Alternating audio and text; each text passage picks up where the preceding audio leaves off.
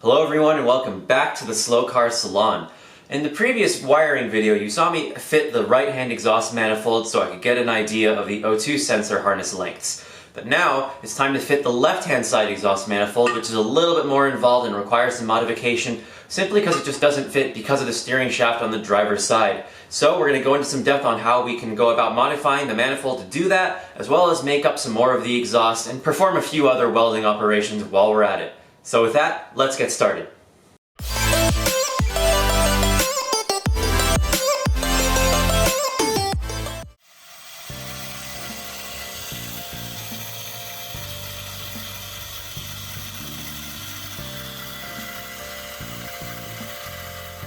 Hi, my name's Alex. That's going in the B-roll. All right, so we've gotten the driver's side manifold in by cutting the flange and, or at least where the collector ends up, and we got rid of a couple of the heat shield mounting tabs, and it's just barely in there to where it fits, but of course where the collector ends up exiting it just exits right where the steering rack is, just like straight center on, which is crazy. So I think what we're gonna do is, there's obviously just so much room between the frame rail here and the steering shaft, so I think we'll just kind of build a little section that kind of exits out from this end here, comes around the steering shaft with about a maybe half inch or so of clearance, and then put the flange and the O2 sensor bung area here, which means it's going to exit a little bit further down the car than say where the other side does. But I think that then means we'll just have to modify the position of the pre-cat and then also the kind of how the Y-pipe all comes together. But at least now that with that cut and out of the way, we at least see the path to success.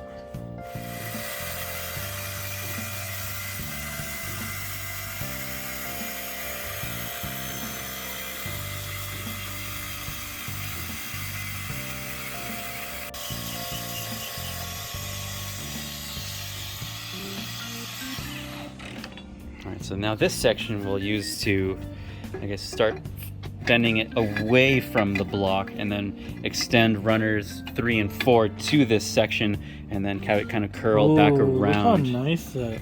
Oh, I know, that's perfect bend right there. That's, wow. Shit, let's tack it on. Nice.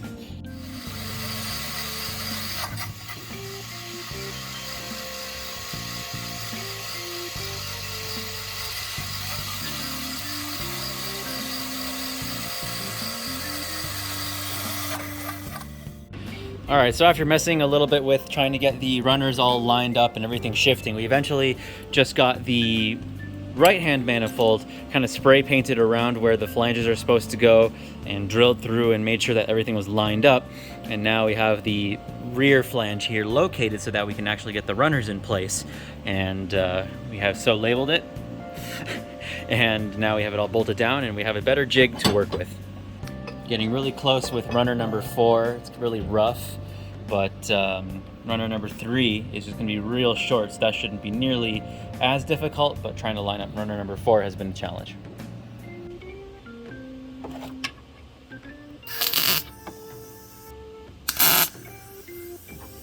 All right, so we've got the exhaust manifold mocked up, tack welded in place. Numbers 4 and 3 runners are made, tacked up. And now it's just a matter of test fitting this to see how it's all going to fit up and making sure that the flanges stayed true based on the spray paint positioning that we did using the right hand manifold. But this should be pretty close, and if not, we'll be able to find out what adjustments we need to make. Let's go test fit. All right, so the manifold is fitted and, oh man, it fits. It mates up to the engine block nicely, the flanges slip on very nicely. The only installation note here is just to rotate your steering shaft so the clamp on the shaft is just out of the way. That way you can slip this in. But man, we are just clearing here, but everything mates up and it all fits and we're clear of the steering shaft. So now it's just a matter of adding the rest of this elbow so we can have the tri-bolt flange that would normally be here in this area for the right hand manifold, and just have it now here for the left side. And then I guess the pre-cat is going to go here in this area, and I'll have to find a better spot for the clutch bleeders here, but so at least it's out of the way of the hot pre-cats or other parts of the exhaust system. But This is a step in the right direction and definitely a step towards getting running. So this is super exciting. And a quick inspection here where we have we've pulled off the flange just while it's bolted up to ensure that the runners are aligned and seated properly against the block. We are able to verify that that is so. You can just kind of pull them out of the way real fast here.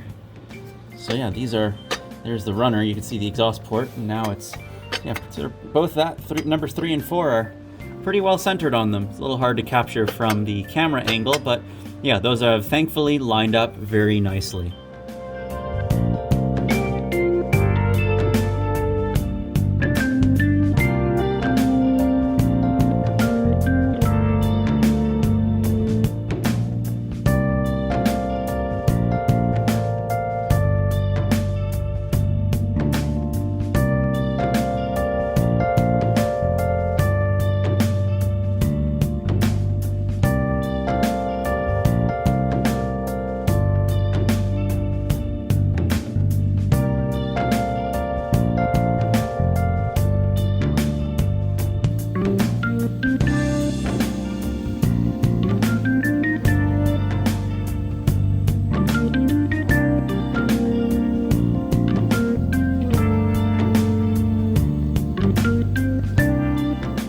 So now we've been trying to fit up the LS400 Y pipe underneath the car, and a couple things we noticed was that, well, we're using SC400 headers in the engine, and this is an LS400 mid pipe, or Y pipe, whatever you'd like to call it, so it doesn't really line up quite right. We're at least trying to get the right-hand side lined up because we know that that will be an unmodified manifold, pre-cat, and Y pipe configuration, so we can try to make that match up to where the cat will live.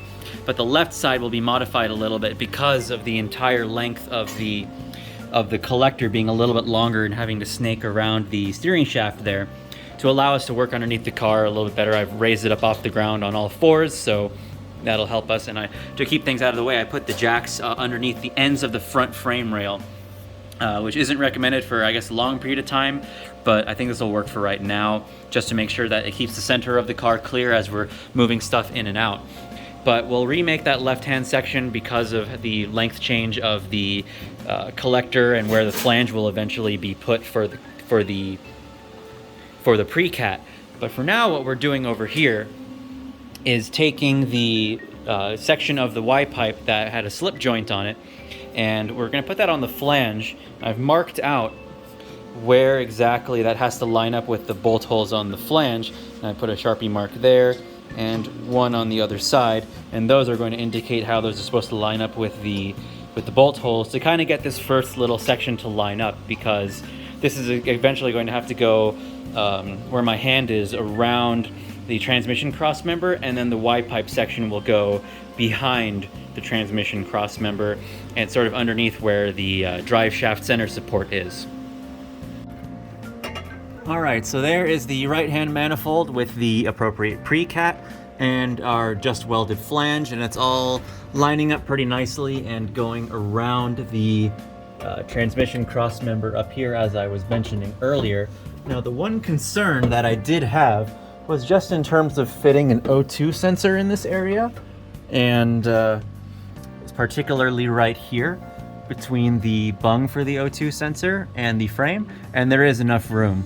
So yeah, so this clearance actually between the O2 sensor bung and the frame is okay, because I can still get an O2 sensor in there and thread it in, and then the clearance between the frame and the edge of the wires here will close up as you thread this down. But I have enough clearance in here anyways to put one in and uninstall it and not bunch up the wires at the end of the O2 sensor housing. So that's good. Now, further down the line, we're trying to figure out how to get the other side of this eBay LS400 Y pipe to fit up, because the actual Y connection here has to occur behind the transmission cross member. But so far, it looks like the actual Y itself is too tight and won't reach the extent of the pipe. So we may have to extend one side or add a slip joint somewhere, because then we'll have to figure out what changes we have to make to this pipe as we put in our tri-bolt flange and pre-cat over in this area.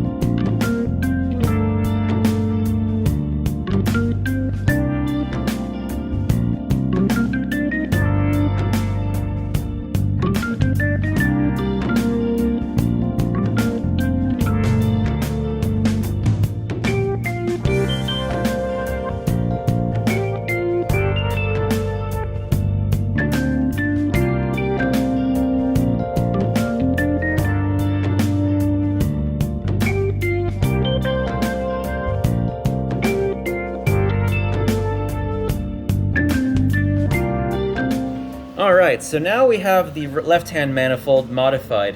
Sorry we haven't been doing too much time-lapse to show you the progress. However, it's been just a lot of back and forth between going under the car and test fitting, because now we have the right-hand part of the Y pipe all lined up. Although I am just now concerned about how this pre-cat and this bend where the flange is hangs down so low, because now where we've positioned the exit flange for the header, the pre-cat's going to sit along this space here, and it will not hang down nearly as low as the other side, and will then connect what we have remaining of the Y pipe section that we cut off from here to here. And we did have to cut it right at the Y so we could get a section here to clear the transmission cross member, because the angle that the Y pipe here splits at wasn't exactly equal. But what we're going to do is use a kind of an expansion joint and angle it slightly to kind of bring it around, because that's what we did on the other side, because this section of the exhaust is all 2-inch, so we can use from the auto parts store, you can get a 2-inch kind of resonator section, or some 2-inch section that has the ends expanded so that you can have a sort of slip joint, and then work with the angles of and you can work with repositioning the angles of that slip joint in order to make it fit. So that's what we're going to do here, and then use the rest of whatever piece we have to connect it to the pre-cat up here. But that is our routing now for the left-hand header. It's kind of close to the steering rack there, but it does clear the steering shaft and will put the pre-cat in a really nice position. So another consideration that we had to make was where the O2 sensor bung would be, because we need to make sure we have enough room in order to install it, and also so that I can route the harness to it as well. So we made sure that we planned for all of those items. All right, after a bit of back and forth, thanks. All right, after a bit of back and forth with the Y pipe under the car and mocking things up and cutting, we finally gotten the Y pipe to a point where it fits and the flanges are rotated such that I have as much ground clearance as possible. We ended up ditching most of the crush bent section that was used for the left-hand side of the Y pipe here, and just made it up of 2-inch aluminized steel and some J pipe from Summit Racing, and another little bit that had this expansion joint here, which we got from O'Reilly's, and then connected that all up. And this meets up with the pre-cat underneath the car here on the left-hand side, and our header is now finally fully welded up, and everything is lined up and beautiful. Now, past the end of the cat here, I'll still have to cut that off and get a V-band on there, but we have this beautifully TIG welded piece where we have a 2.5-inch vibrant V-band to a 2.5-inch to 3-inch reducer into a 3-inch round to 3-inch oval converter, and this will be what will be making up the rest of the cat back, because I want to run 3-inch from the cat back, but I wanted to get oval pipe in there so I could have as much ground clearance as I possibly could, especially in the rear portion of the exhaust. But then I also have some 3-inch round J pipe so that I can just route this over the axle. I'm not going to do an under axle setup, because I honestly think in the end I might have to raise the ride height of the car a little bit. But that's going to help solve ground clearance issues, and it looks beautiful. I'm not going to use this immediately just because I'm going to just run the car now that I have a full exhaust breathing through cats and exit out. So it's going to be pretty loud, but I'll just run it like this as is. Now, last thing to do is test fit this under the car, show you guys how it all works, and what our strategy is going to be for some hanger attachments. Okay, and here's how it all fits up under the car. The exhaust routing completely clears the transmission cross member, which is what we're looking for. Bolts up to our pre-cats, goes for on both sides. And as far as the O2 sensor bung here for the downstream O2 sensors, because we ended up remaking this left-hand section of the Y pipe, we ended up just cutting out the O2 sensor bung and just re-welding it into this bit of pipe and aiming it such that the it'll be close to the frame rails here, but still have enough room where I can still slot a new one in when the time comes. And then it's just now exiting past the drive shaft center support. And I think around there is where we can start probably to build some hangers or build something that hangs off of the kind of bolt mounting points for the drive shaft center support. Because I think all the stock locations, where there's one here on the transmission cross member, there's one that comes off the frame there. We may be able to use this one here for that section of pipe, but there's going to be a couple other places along the frame. We'll have to maybe just build a bracket off of the chassis or weld something in so that at least we can suspend this in place somehow, because I'm not really seeing any other obvious places for one right now. But I think at least one by the transmission cross member could make sense if we have a hook already there for it. But we'll look at that later, because I think just to at least drive it, I'd probably just hang the exhaust with some wire or something for the time being until we have another chance to finally wrap up the hangers.